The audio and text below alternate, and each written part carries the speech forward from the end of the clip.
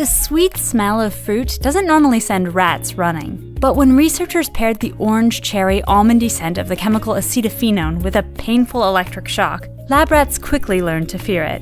Along the way, extra neurons sprouted in their noses and in the smell processing center of their brains, making them super sensitive to the scent.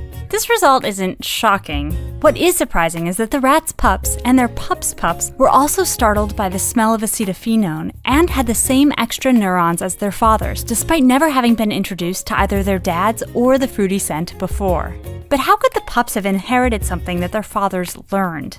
Basic genetics tells us that only DNA gets passed along to offspring. Characteristics like memories, scars, or giant muscles can't get passed on since acquiring them doesn't alter the genetic code. But it turns out that instilling fear in the rats did trigger genetic changes, not in the DNA sequence itself, but instead in how that code was read and used in the rats' bodies. In every cell, biological machinery constantly translates DNA into the proteins needed to carry out vital processes. Chemical switches attached to the DNA turn genes on or off or up and down, telling the machinery which proteins to produce and in what quantities. These switches, called epigenetic tags, are why a kidney cell looks and acts differently than a skin or nerve cell, even though all three cells have identical DNA. But the switches in any one cell aren't set in stone. Teaching those rats to fear the fruity smell switched one of their smell-sensing genes into overdrive. Researchers don't know all the places in the rats' bodies where this switch got flipped, but they know it happened in one key set of cells,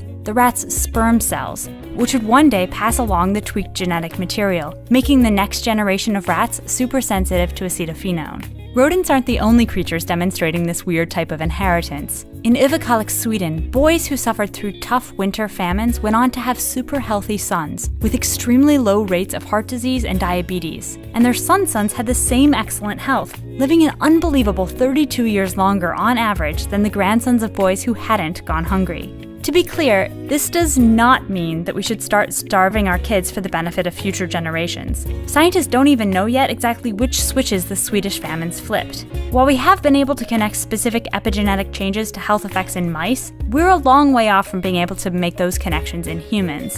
That may sound like a bummer, but it's mostly because we humans don't live in the well-controlled environment of a laboratory. And for that, we should be grateful.